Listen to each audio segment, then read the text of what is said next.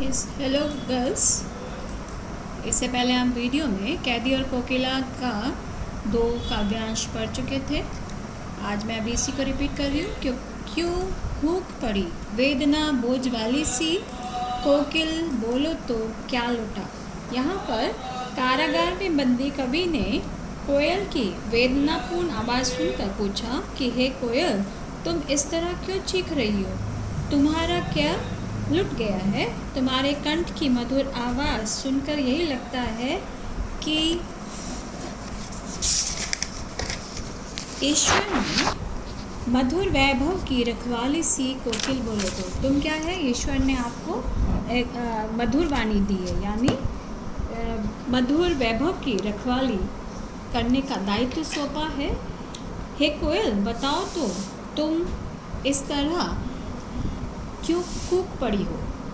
आगे कवि कह रहे हैं, क्या हुई बावली अर्धरात्रि को चीखी, कोकिल बोलो तो किस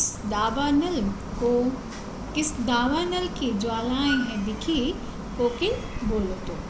कवि कोयल को कह रहे हैं कि तुम इतनी अर्धरात्रि में जो बोल पड़ी हो, इतनी अर्धरात्रि में तुम चीख पड़ी। अर्धरात्रि कहते हैं रात्रि के मध्य में। क्या तुम बावली हो गई हो, या तुम्हें समय का ज्ञान भी नहीं रहा कि अब क्या है, दिन है या रात है? तुम अर्धरात्रि में चीख पड़ी हो। कोकिल बोलो तो मुझे बताओ, तुम क्या संदेशा देना चाह रही हो? कवि के मन में शंकाएं उत्पन्न हो रही हैं। कवि के मन में शंका हो रही है रात्रि में बोलने के कारण, कि वो कह रहे हैं किस दावानल को की ज्वालाएं दिखी, कोकिल बोलो तो। क्या तुमने, दावानल कहते हैं जंगल की आग, जो जंगल में आग लग जाती है। तो कवि को लग रहा है कि शायद अर्धरात्रि में कोयल ने जंगल में आग देख ली है, तो शायद वो लोगों को आगाह करवाना चाहती है। तो यहाँ पर प्रतीकार्थक अर्थ में ये भी है, क्योंकि उस समय अंग्रेज हमारे देश पर राज कर रहे थे। सब लोग क्या थे, उनके बंधनों में बंधे हुए थे, और इसी बात को देखकर जो कोयल थी वो दुख से व्याप्त थी। क्या देख ना सकती जंजीरों का गहना, हथकड़ियाँ क्यों यह ब्रिटिश राज का गहना, कोहलू का चरक चूम जीवन की तान, गिट्टी पर उंगलियों ने लिखे गान, हूँ मोट खींचता लगा पेट पर जुआ, खाली करता हूँ ब्रिटिश अकड़ का कुआं। तो यहाँ पर जो कवि हैं वो किससे बंधे हुए कारागार में? उनको मोटी मोटी जंजीरों से, मोटी मोटी बेड़ियों से बांधा गया है। तो वो अपने आप को उस जंजीरों से बंधा होने का क्या कहते हैं, गहना है ये। वो अपने आप को, क्योंकि एक निस्वार्थ भाव से वो काम कर रहे हैं अपने देश को आज़ाद कराने के लिए, एक स्वतंत्रता सेनानी है, अपने देश को स्वतंत्र कराने के लिए। तो उसी के कारण वो जेल में गए, तो इसलिए उन जंजीरों से जब वो जकड़े हुए हैं तो उनको वो अपने लिए आभूषण बता रहे हैं। क्या तुम्हें इन जंजीरों रूपी आभूषणों को उनमें जकड़ा हुआ नहीं देख सकती हो? हथकड़ियाँ क्यों यह ब्रिटिश राज का गहना। ये जो हथकड़ियाँ पहनी हुई है, ये क्या है?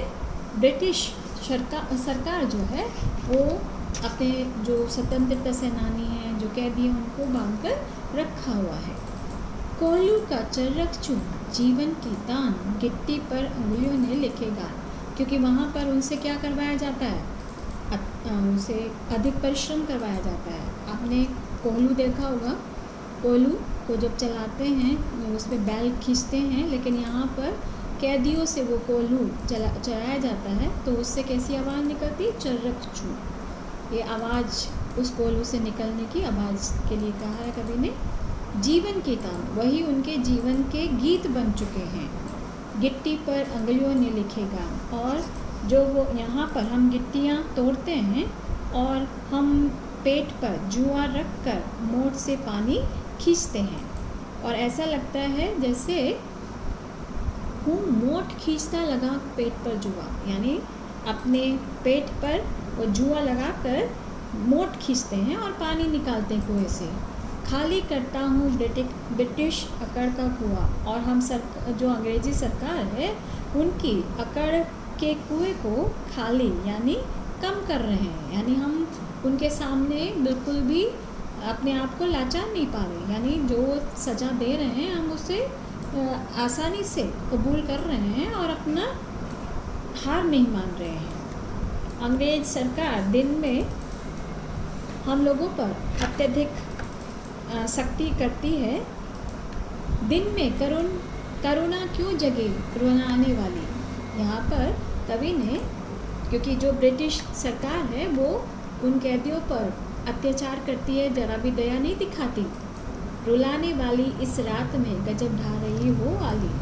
तुम जो हे कोयल, तुम इस अर्धरात्रि में कूक कर क्यों गजब ढा रही हो। आली यहाँ पर किसके लिए प्रयुक्त हुआ है? कोयल के लिए। इस शांत समय में अंधकार को बेद रो रही क्यों हो, कोकिल बोलो तो।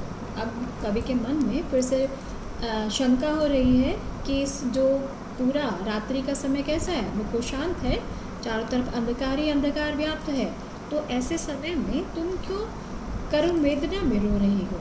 कोयल मुझे बताओ, चुपचाप मधु विद्रोह बीज इस भांति बोह रही क्यों हो, कोकिल बोलो तो। तुम सब भारतीयों में चुपचाप से अंग्रेजी सरकार के विरुद्ध विद्रोह का जो बीज बो रही हो, उसका क्या कारण है, तुम बताओ। तो यहाँ पर कवि ने कोयल के माध्यम से अपने मन के उद्गार को प्रकट किया है। इस कविता में कवि की भाषा है खड़ी बोली। काली तू रजनी भी काली, शासन की करनी भी काली, काली लहर कल्पना काली, मेरी काल कोठरी काली, टोपी काली कमली काली, मेरी लोह श्रृंखला काली, पहरे के हुंकृति की ब्याली, तिस पर है गाली ए आली। तो यहाँ पर जो कवि हैं वो कह रहे हैं कि काली तू, जो कोयल है उसका रंग भी कैसा है, काला है। रजनी भी काली, रजनी मीन्स रात भी काली है। शासन की करनी भी काली, और जो अंग्रेज़ी जो शासन है वह भी क्या है, अपनी करतूत से काला है, यानी बुरा व्यवहार करता है, अत्याचार करते हैं, तो इसलिए वह शासन भी कैसा है, काला, क्रूरतापूर्ण व्यवहार करने के कारण यहाँ पर कवि ने उसके लिए उसकी करनी भी काली बताई है। काली लहर कल्पना काली, यानी चारों तरफ अंधकार ही अंधकार है, काला रंग ही व्याप्त है, और ऐसे समय में जो हमारी कल्पना है वो भी क्या है, काली है, यानी कुछ भी रास्ता सुझाई नहीं दे रहा। मेरी काल कोठरी काली, और जिसमें कभी कैद किए गए हैं वो भी कैसे, वो भी कोठरी भी काली है। टोपी काली कमली काली, मेरी लोह श्रृंखला काली, उनकी टोपी कैसी है, जो कैदियों की जो ड्रेस होती है, पहनावा होता है, वो भी क्या है, उनकी टोपी भी काली है, उनके ओढ़ने का जो कंबल है वो भी काला है, और जिनमें उनको कसकर जकड़ा हुआ है लोहे की श्रृंखला, श्रृंखला कहते हैं जंजीर, वो भी कैसे है, लोहा कैसा होता है, काला, वो भी काला है। पहरे की हुकृति ब्याली, तिस पर है गाली ए आली, यानी जो वो अन्यायपूर्ण व्यवहार करते हैं कैदियों पर, तो उनकी आवाज़ कैसी है, हुंकृति ब्याली, यानी सांपनी के समान है। सांपनी, हुंकृति ब्याली, एक जो जैसे सर्प होता है उसकी कैसी आवाज़ होती है, बिल्कुल तेज़ होती है, और वो अन्यायपूर्ण व्यवहार करते हैं और कैदियों को गाली देते हैं। हे कोयल, देश में फैली संकट रूपी सागर में तू मरने के लिए ठान कर क्यों आई है। तू आज़ादी की भावना जगाने वाले इन चमकीले गीतों के इन विपरीत परिस्थितियों में कैसे गा लेती है। यानी कवि कह रहे हैं कि तू आवाज़ कैसी तुम्हारी मीठी है, लेकिन ऐसी उस समय का वातावरण कैसा है, बिल्कुल विपरीत है, तो उस समय में भी तुम ऐसा कैसे कर सकती हो। आशा है आपको समझ आ गया होगा। आज हम यहीं तक करते हैं, इसी के साथ विराम लेते हैं।